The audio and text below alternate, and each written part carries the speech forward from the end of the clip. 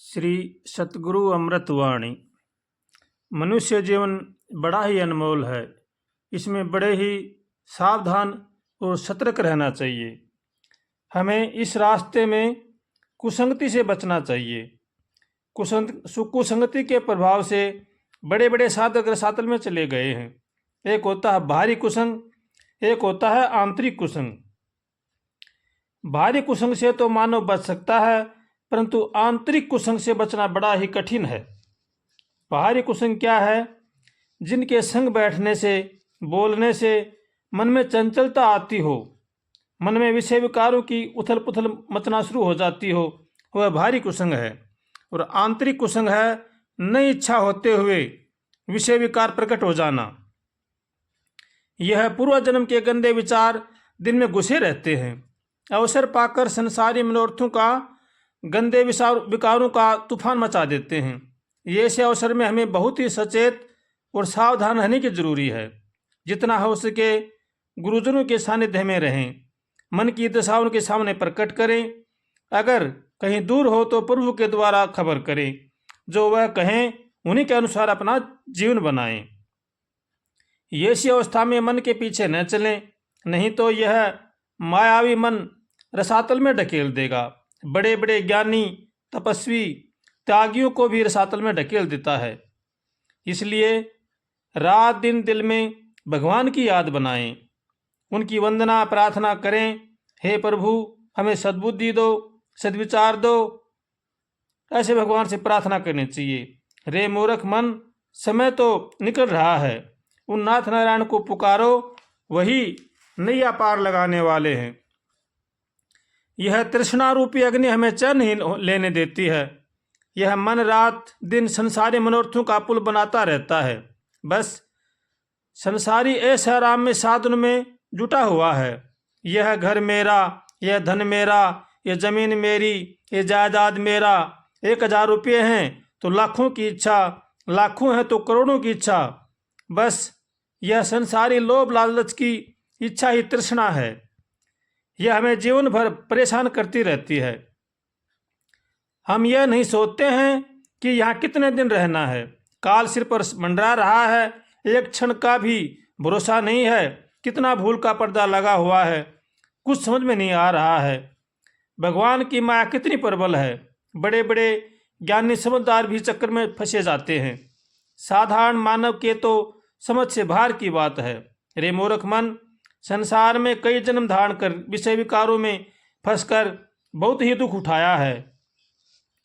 अब तो कुछ चेत कर अज्ञान रूपी निंद्रा से करवट बदल, उन परम पिता परमात्मा के चरणों में ध्यान लगा, उन्हीं से बार बार प्रार्थना कर।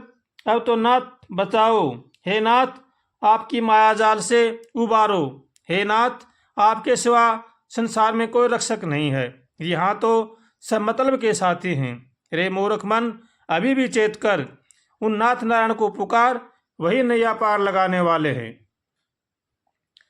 जो देवियां रजस्वला यानी रजो धर्म, मासिक धर्म में हो जाती हैं, साध्य को उनके हाथ का बनाया भोजन नहीं करना चाहिए। उनके शरीर का स्पर्श करना भी महान पाप है। उनके शरीर से 3 दिन बहुत ही दूषित परमाणु निकलते हैं।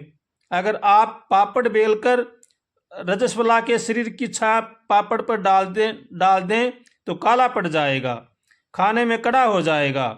अगर वह अचार के हाथ लगा दे तो सड़ जाएगा। खाने इतने गंदे शरीर से परमाणु निकलते हैं, परंतु हम समझते ही नहीं हैं। आजकल घरों में ऐसा ही वातावरण बना हुआ है। ऐसे ही घरों में भोजन बनाते हैं, घर का सब काम करते हैं, कोई विचार ही नहीं है। 3 दिन उनके शरीर की छां नहीं पड़नी चाहिए। रजस्वला 3 दिन एकांत में रहनी चाहिए। चौथे दिन स्नान कर शुद्ध होकर काम करना चाहिए। परंतु हम समझ में ही नहीं रहे हैं क्या बुरा है क्या भला है। विदेशी खान पान, रहन सहन, चाल चलन हो गया है। आजकल अनेक प्रकार के मत चल गए हैं। खान पान के बारे में कोई विचार ही नहीं है। कितनी भूल की बात है। खान पान ठीक होगा तभी साधन भजन में मन लगेगा। बस अपने विचारों को ठीक बनाओ, उन नाथ नारायण को पुकारो, वही नैया पार लगाने वाले हैं। इस रास्ते में पवित्रता की बहुत ही जरूरी है। शरीर को पवित्र रखो, कपड़े भी सादे हों, पवित्र हों, धन भी शुद्ध खून पसीने की कमाई का हो, तब ही व्यक्ति इस मार्ग में आगे बढ़ सकता है। शरीर से खूब माता पिता गुरुजनों की, गरीब असहाय पशु पक्षियों की सेवा करने से शरीर पवित्र होता है। धन से दान करो, दान से धन की पवित्रता होती है। मन से भगवान का भजन करो, भजन से मन की पवित्रता होती है। इस तरह है पवित्रता का साधन बनाओ, जीवन को सदा भगवानमय बनाओ, तब ही दिल में शुद्धता आएगी, तब ही मन ध्यान में लग सकता है। परंतु हम तो विपरीत चल रहे हैं। बाहर से तो भगत बने हुए हैं, दिल में काम क्रोध लोभ मोह अहंकार राग द्वेष का तूफान मचा हुआ है। बड़ी बड़ी ज्ञान की बातें करते हैं, दुनिया को चक्कर में चढ़ाते हैं। कितनी बड़ी दुख की बात है जो हम कर रहे हैं।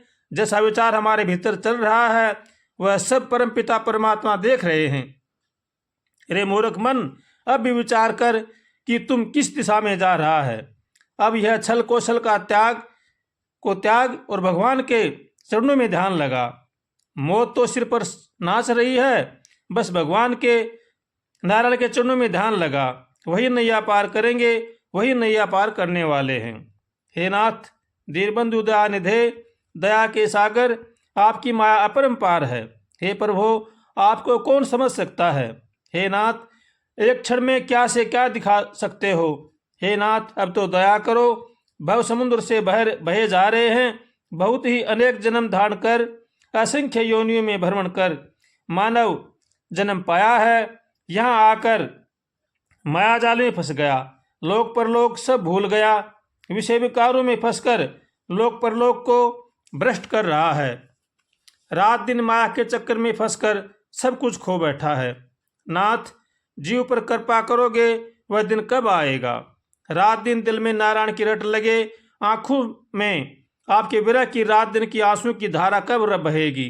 यह पता लगे कि रात कब है, दिन कब गया, आपके विरह की तड़प ऐसी कब होगी।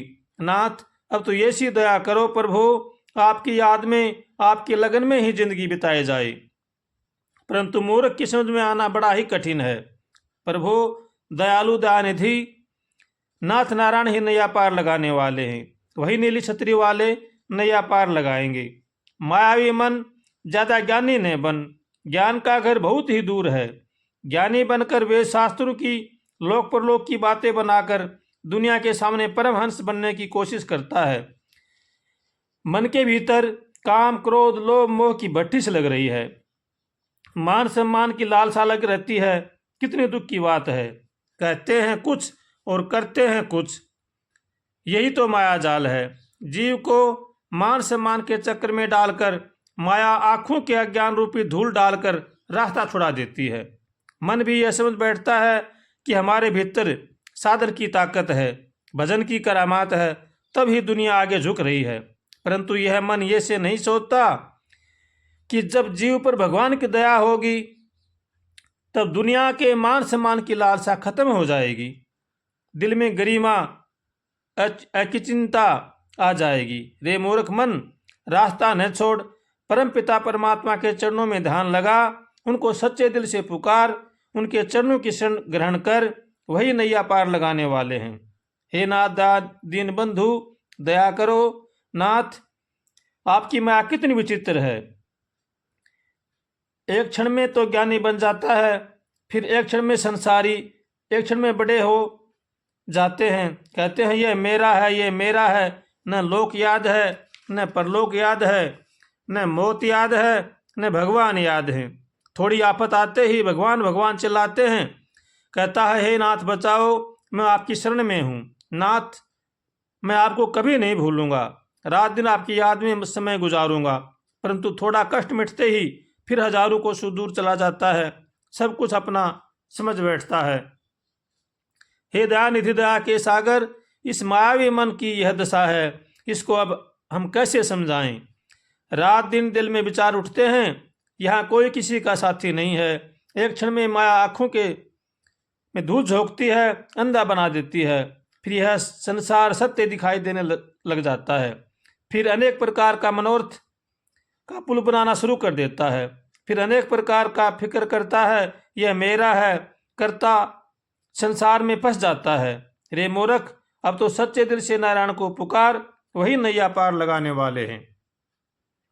रे मायावी मन, एक क्षण में संसार रच लेता है। साधन की तरफ लगने की कोशिश करते हैं तो तेरे को बहुत बड़ा दुख होता है। रे मूर्ख मन, अब भी तेरी समझ में नहीं आया है कि संसार में हजारों जन्मों में धक्के खा रहे हैं। कहाँ तेरे को सुख मिला, परंतु हरामी पने पर आ रहा है। माया जाल में जा फंसा है। यह धन मेरा, यह घर मेरा करके रसातल का रास्ता अपना लिया है। इसी में सुख मान बैठा है। हे नाथ, आपकी माया बड़ी ही विचित्र है। बड़े बड़े ज्ञानी समझदार भी चक्कर में चढ़ जाते हैं। साधारण मानव के तो यह भार की बात है। इसलिए भगवान से रोज प्रार्थना करनी चाहिए, हे नाथ हमें सद्बुद्धि दो, सद्विचार दो, ताकि संसार की बुराई से बच सकें। भगवान से कातर स्वर से प्रार्थना करनी चाहिए, हे नाथ हमें बचाओ, हे नाथ हमें बचाओ। और भगवान का हो करके भगवान का भजन करना चाहिए। श्री कृष्ण गोविंद हरे मुरारे, हे नाथ नारायण वासुदेवा। श्री कृष्ण गोविंद हरे मुरारे, हे नाथ नारायण वासुदेवा। श्री कृष्ण गोविंद हरे मुरारे, हे नाथ नारायण वासुदेव। श्री कृष्ण गोविंद हरे मुरारे, हे नाथ नारायण वासुदेव। श्री कृष्ण गोविंद हरे मुरारे, हे नाथ नारायण वासुदेव।